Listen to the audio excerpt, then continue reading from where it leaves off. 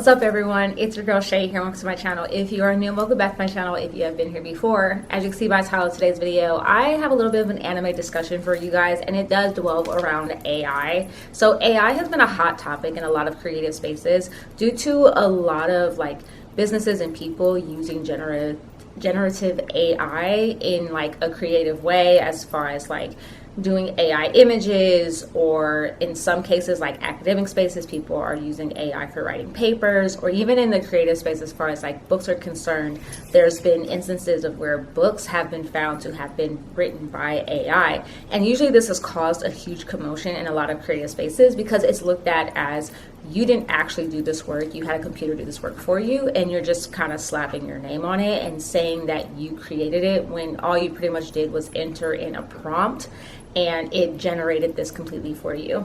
But in this way, or in this video, basically I'm talking about Crunchyroll has gotten in trouble for using AI. So they didn't use it as far as generating images or anything like that, but they did use it in the space of translations. So as many of us know, a lot of us do not speak the Japanese language. So when most of us watch anime, we either watch it subtitled or we watch it dubbed, where a voice actor has used their voice to basically bring these characters to life in the native tongue of those who are going to be watching it.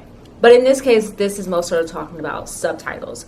And as many of us know, usually they would hire translators to translate the Japanese language into the language of which it is going to be read in. So for example, they hire English translators who understand Japanese to then be able to translate the show into English, and so on and so forth, of languages like Spanish, Portuguese, German, etc., etc. And I know that people over the years have talked about issues with translations. As far as for some people, the most common issue has been localization, where they pretty much will take something that is in Japanese and kind of localize it for that particular country. Usually this is done for things like jokes and things like that, where they know they just do not translate well over into a different language, as in where the audience is not going to understand the reference. So they usually will switch it out with something else that the audience is going to be able to understand. At least that is my understanding when it comes to localization, when it comes to a translation space. Now again, I know that a lot of anime watchers might have an issue with localization, and I've seen this discourse online, but this is more so about the fact that AI was used to translate a lot of these shows, or has seen to be used translating shows. So this article is actually from Games Radar, and I will of course link this video down below. Sorry, not this video, I will link this article down below so that you guys can read it for yourselves. But pretty much a person who's in Germany went onto Crunchyroll site and was watching a show, and they saw, weirdly enough, they saw a caption that said that ChatGPT was used as far as when it comes to generate the subtitles. So they did notice that it was only for the German language, but it wasn't there listed under any other languages that you could watch or read the subtitles of for this particular show. But apparently, according to Anime News Network, they actually went and found that even though in show that ChatGPT was used for these translations, they saw multiple translation errors, which suggests that AI was used. Now, this doesn't mean that it was definitely used, but it was a suggestion because obviously there were errors.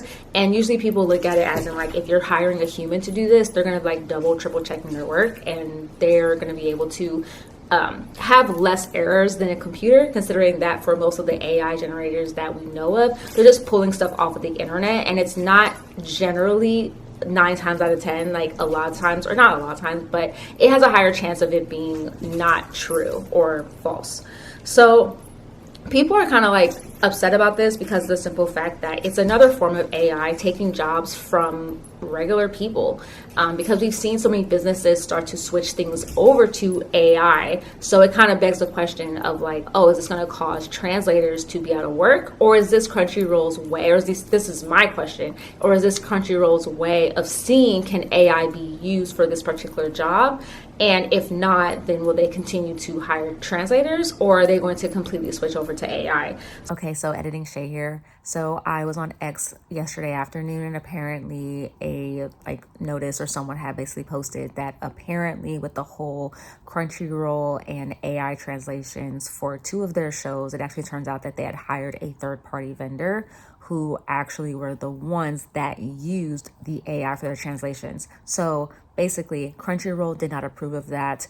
It goes against their agreement that they had with this vendor, and therefore Crunchyroll is going to, I guess, try and resolve the said issue with this happening. So yeah, just a bit of an update. So another thing that people pointed out was that the Crunchyroll's president, whose name is Raul Perini, I hope I'm saying that correctly, had said before that the site was not going to consider using AI when it was in the creative process. And to me, the creative process also includes translations. But they did say that AI would be used for things on the site, like improving how others find content or how users find content, how users get recommendations, and how users can receive a more personalized experience. That's pretty much how they said AI would be used, and according to this article, it states that there was no mention of using it for translations. So of course this has a lot of users kind of up in arms about it, because again, it's another way where AI is taking the place of a human.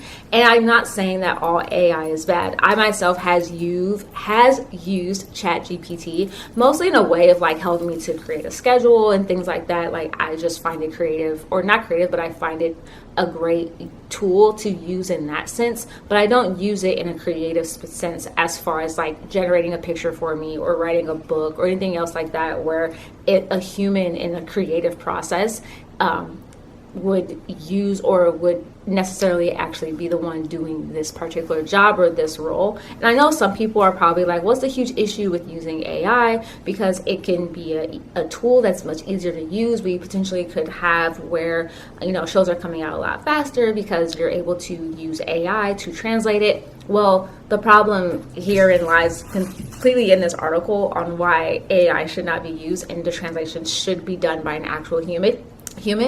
The first thing is pretty much the fact that there are errors. They have shown that there are errors in the translations from other languages, from Japanese to other languages, and that just proves that AI is not 100% accurate. And I have to say that as someone who does not know the Japanese language, the last thing I want is for me to be watching a show and I'm reading the subtitles, not realizing that what's being translated is not true or is not a true translation. Now, I'm not saying that translation has to be 100% just verbatim from Japanese to English, because I know that there are some things that just do not transfer over well, and some things are switched just for localization purposes. But the last thing I want is for them to have the whole biggest incident is that, people always talk about with Pokemon where Brock is holding up what is clearly a rice ball and he's calling it a donut, and people are like, that is not a donut, but sure.